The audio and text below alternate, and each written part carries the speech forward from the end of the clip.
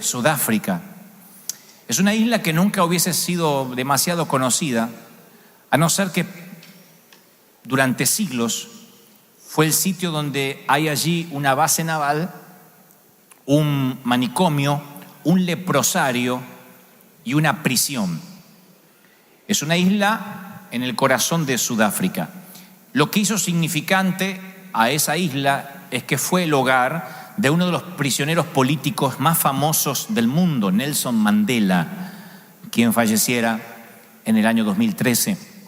Mandela se había opuesto a la segregación racial, el apartheid, la segregación que había en Sudáfrica, que era una forma legal de institucionalizar el racismo. Es como que el racismo estaba institucionalizado a través de leyes donde se le daba los privilegios, a pesar de que era Sudáfrica, los privilegios se le daba a la minoría blanca. Y solo el 1.4% de la población manejaba al resto. Y todos los que eran de color, los que llamaban los negros, no se les permitía subirse a los buses. Eran buses para blancos, autobuses para blancos, hospitales para blancos, playas para blancos, restaurantes para blancos, en Sudáfrica, y apoyado por la ley.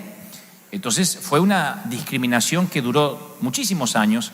Los negros, ellos decían así, la gente de color no podía postularse para cargos políticos, no podía aspirar a entrar a un banco siquiera, y durante muchos años ni siquiera podían usar pantalones largos. Estoy hablando de todo Sudáfrica.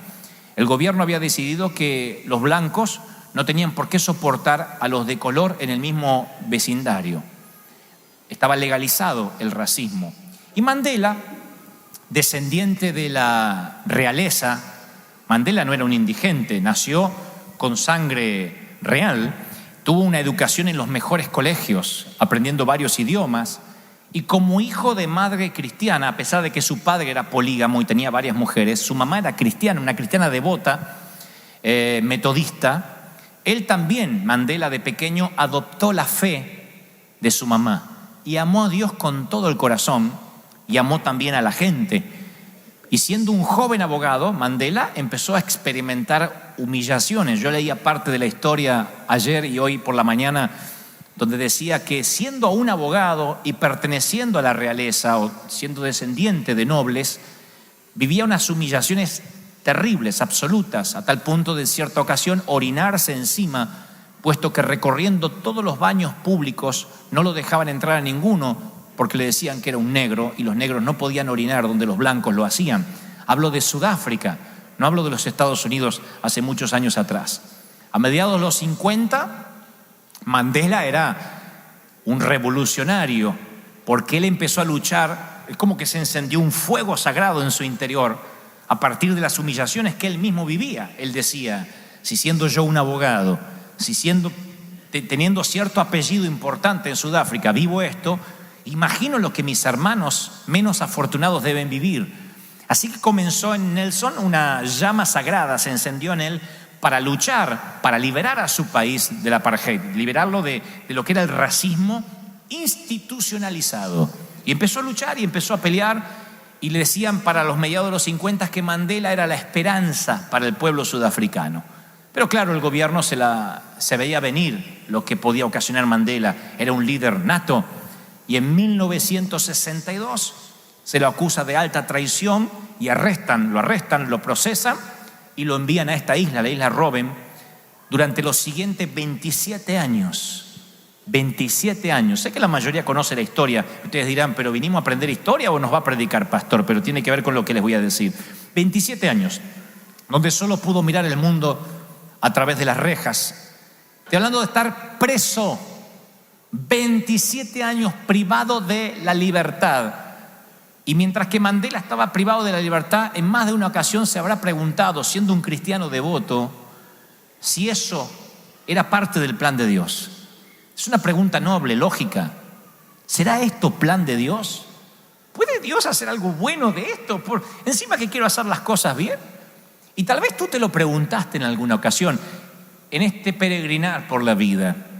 Digo, tal vez nunca estuviste preso, espero que la mayoría nunca lo haya estado. No estuviste en prisión, pero tienes un empleo que no te satisface, vienes de una iglesia con muchos problemas, vives en una casa muy fea, estás atrapado en un matrimonio donde no eres feliz, cargas con un cuerpo debilitado y enfermo y te preguntas, ¿será que Dios permitirá esto o habré hecho algo malo? ¿Qué explicación uno le encuentra a Dios cuando todavía sigue en el foso? Hemos hablado de eso. ¿Qué explicación le encuentra José? ¿Qué explicación le pide José al Señor? Va al foso, es vendido como esclavo, es acosado por la mujer de quien lo contrata, va a parar a la cárcel. ¿No se pregunta qué estoy haciendo mal? Si te lo has preguntado, bienvenido a la vida real. Todos nos hemos hecho esa pregunta alguna vez. ¿Pensaría lo mismo Pablo al escribir Romanos 8:28? Él dijo, ahora bien, sabemos que Dios dispone todas las cosas, todas, oigan, diré esto otra vez, todas las cosas para el bien de quienes lo aman, los que han sido llamados de acuerdo a su propósito. ¿Estaría pensando lo mismo que Mandela, Pablo? Estaría pasando una crisis con su aguijón, que no sabemos cuál era, si era físico, si era un mal testimonio que lo perseguía, no sabemos qué. Estaría diciendo esto Pablo a la iglesia de Roma desde una cárcel, desde una mazmorra allá en el fondo. Lo estaría escribiendo en una de las persecuciones, cuando lo apedreaban, mientras que lo azotaban, con la espalda llena de llagas sin poderse poner la camisa. Estaría hundiendo la pluma en la tinta para escribir, ¿todas estas cosas me van a ayudar para bien? Yo creo que sí, porque Pablo no pasó una vida de rosas. Así que puedo imaginarme el contexto de cuando él escribe que todas las cosas ayudan para bien. Por eso yo quiero que esta mañana entendamos esto. No somos marionetas en manos del azar. Nuestra vida es una narración perfecta desde que nacemos hasta que nos toca irnos de aquí. Desde el útero a la tumba es una narración perfecta delineada por el Señor. Dios planificó todo lo que nos pasa. No estoy diciendo que pasa por encima de nuestro libre albedrío. Lo que digo es que no vamos por la vida dando tumbos y según la decisión que tomemos es como nos va. Sino que Dios, cuando tiene a alguien al cual planta su propósito en esa persona, a veces es probable que tengas que vivir un naufragio, si es parte del proceso para lo que Dios te quiere. A veces tengas que vivir cárcel, una decepción, un hijo que te defrauda, un matrimonio que no funciona, un empleo del cual te despiden, un jefe del cual no puedes confiar. Dios no va armando el plan a medida que avanza. ¿Estoy siendo claro, sí o no? Dice la Biblia en Daniel 5:21, el Dios altísimo, soberano de todos los reinos del mundo, Él es soberano de todos los reinos y se los entrega a quien Él quiere. Todos los que están en autoridad son puestos y permitidos por Dios. Eso dice la palabra, que todos los gobernantes son puestos por Dios. Todos. Los buenos, los malos y los otros. Todos. Fujimori, Enrique Peña Nieto, Fox, Carlos Menem, Adolfo Hitler, los faraones, Nabucodonosor, Salomón. Los buenos, los malos, todos, para bendición de las naciones o para maldición. Así como Él pone a los gobernantes, a los presidentes, a los líderes políticos, Él también decide qué es lo que te va a pasar. Él permite ciertas cosas de tu vida. Ahora, présteme atención porque se va a poner peliaguda la cosa y no quiero que me apedreen. Escuchen, pueden creerlo o no, les daré la base bíblica ahora. Una madre de aquí de la congregación, ella es una dama que junto con su esposo han sembrado dinero, han estado muy fieles. Una dama perdió su embarazo hace algunos meses y ella me dijo, me la encontré en la oficina y ella me dijo, con lágrimas como toda mamá que pierde un bebé, me dijo, ¿crees que esto también es plan de Dios, pastor? Y le digo, claro, sí lo es, con todo el dolor del alma. No podemos decir, Satanás mató tu hijo. Esto también es plan de Dios, es permitido por Dios. Y le dije, Le recordé la promesa de Dios que dice: porque yo sé muy bien los planes que tengo para ustedes, planes de bienestar y no de mal, no de calamidad, Jeremías 29:11, sino planes de bien, a fin de darles un futuro y una esperanza. ¿Me están oyendo, sí o no? Lo que trato de decir es que hay una línea cristiana que cree que nuestra vida comienza cuando conocemos al Señor. Todo antes de eso fue un desperdicio. Y allí empieza la frustración de muchos. Perdí mi juventud de haber conocido al Señor a los 30. ¿Cómo lo conocí a los 50? ¿Y por qué no lo conocí de adolescente? Creemos como que no existimos antes de que nos encontremos con Cristo. No existía. Dios no nos tenía en cuenta porque no éramos redimidos, estábamos perdidos y Dios no sabía ni que existíamos. Inconscientemente eso es lo que creemos. De hecho, que conozco gente que ni quiere hablar de cuando no conocía al Señor porque dice: esa parte estaba bajo el dominio del diablo. Fueron los 27 años de cárcel de Mandela. Ustedes dicen: bueno, pero Mandela, ¿quiere que les hable de Pablo? Presten atención porque les va a volar la cabeza lo que les voy a decir. La vida de Pablo es una prueba de que a veces Dios te procesa aun cuando no lo conoces, para que cuando llegues a Cristo llegues procesadito con mucha información. La vida de Pablo lo confirma. Pablo dice, comienza su testimonio con estas palabras. Dice: yo soy judío, nacido en Tarso de Sicilia, pero criado en esta ciudad. Bajo la tutela de Gamaliel recibí instrucción cabal en la ley de mis antepasados y fui tan celoso de Dios como cualquiera de ustedes lo es hoy en día. Hechos 22:3. Tarso, presten atención por favor, porque esto es lo que nos va a preparar para donde vamos a ir. Tarso estaba a pocos kilómetros de la costa y servía como centro de comercio y abastecimiento para navegantes, comerciantes y hasta piratas de toda Europa y de todo Asia del viejo mundo. Cualquier niño de Tarso no solo estaba rodeado de docenas de idiomas, sino que era un testigo presencial de un crisol de culturas. Todas las culturas llegaban a Tarso. Y además Tarso rivalizaba con las academias de Alejandría, de Atenas. Era un sitio donde la gente iba a estudiar. Como aquí uno dice: voy a estudiar a New York o voy a Houston. Era un sitio donde estaban las universidades del viejo mundo más importante, Tarso. Y allí nació Saulo y aprendió la lengua franca de la época, que era el griego. Lo hablaba, lo escribía y pensaba en griego. Así que Saulo no solo hablaba el idioma internacional del mundo, sino que llevaba un pasaporte de doble ciudadanía. Él dice: yo soy judío de nacimiento, pero ciudadano romano. Tenía doble ciudadanía. Dentro del imperio tenía todos los privilegios de un romano. Podía llegar a cualquier puerto y pedir una audiencia judicial y se la tenían que dar. Él dice de él mismo: siempre fui tratado como un hombre libre, no como un esclavo. Podía inclusive apelar al César, que sería como ahora apelar a Barack Obama. Él podía apelar al César y lograba la apelación. Se lo trataba como un hombre libre. Así que Saulo, quiero que presten atención a lo que les diré. No conoce a Cristo, no tiene todavía un encuentro con el verdadero Señor.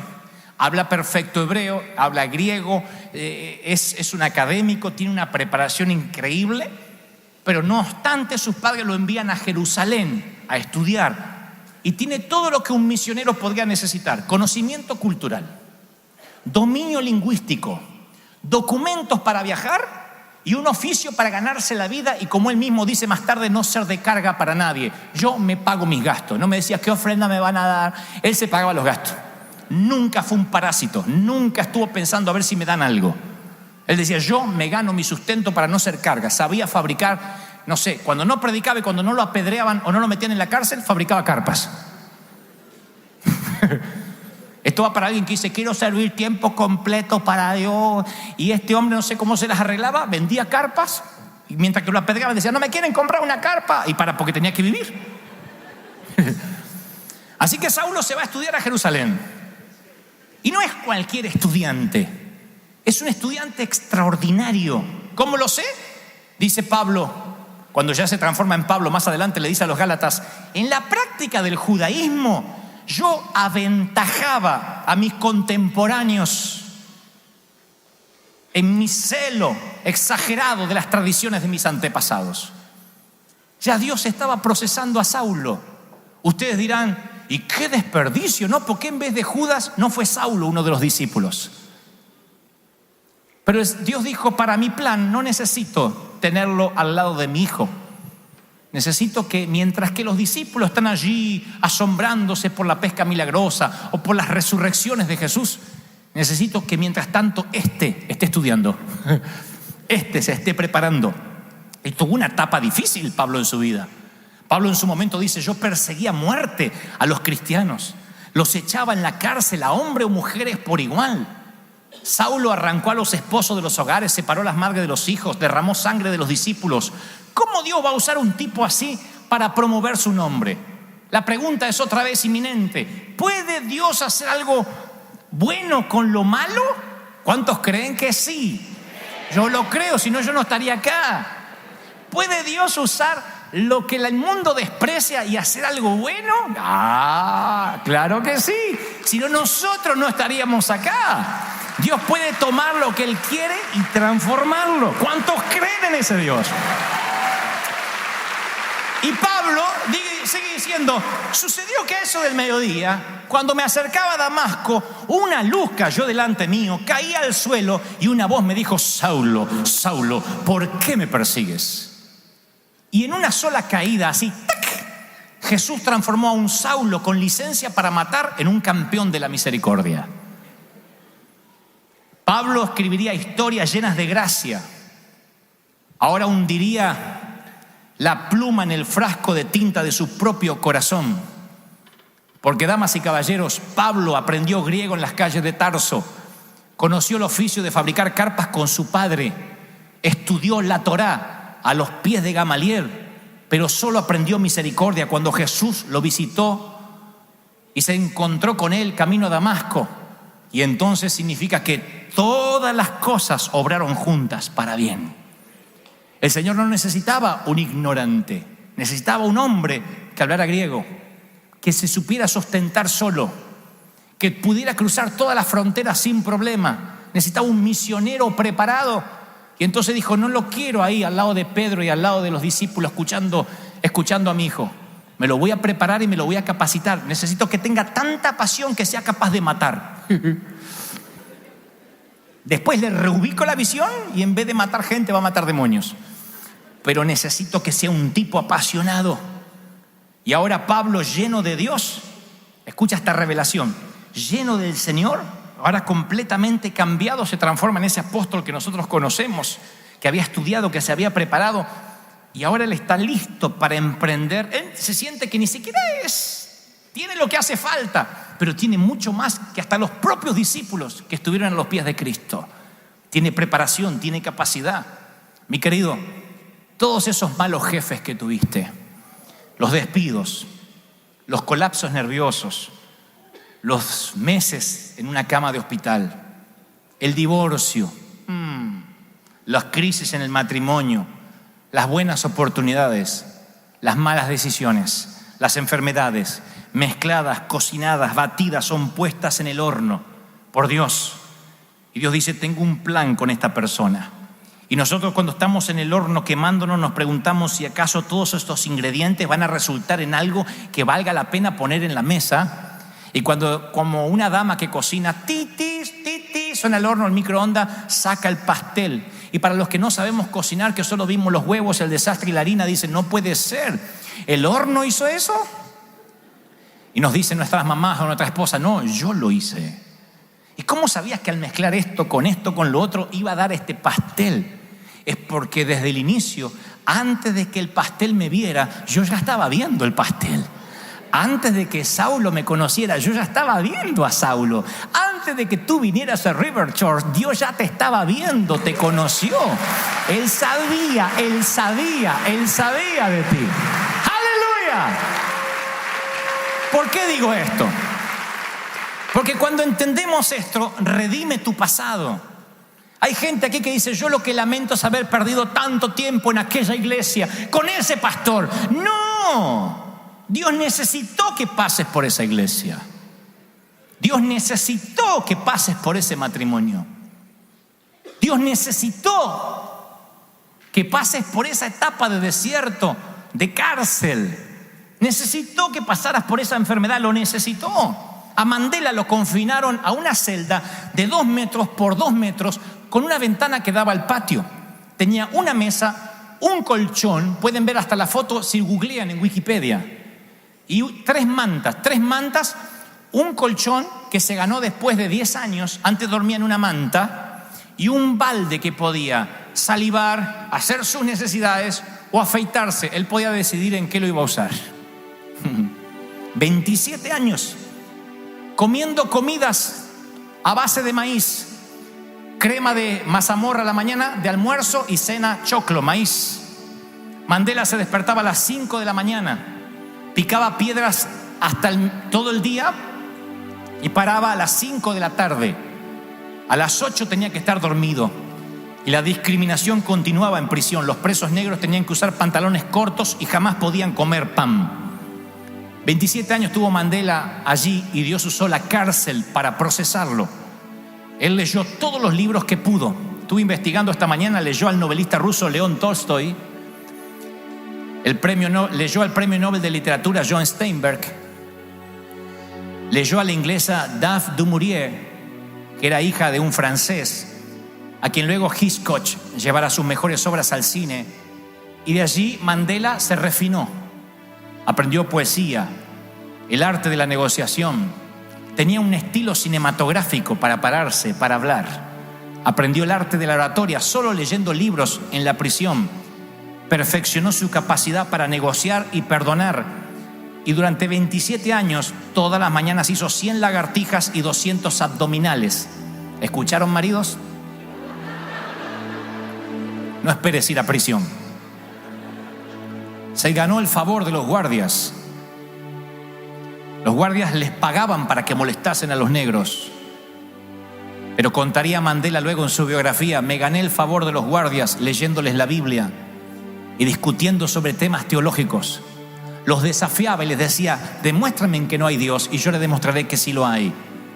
Y por ganarle la discusión lograba predicarles el evangelio, y luego Mandela terminaría diciendo su acuñada frase y famosa frase: no hay hombre tan duro que no puedas construir un puente hacia su corazón.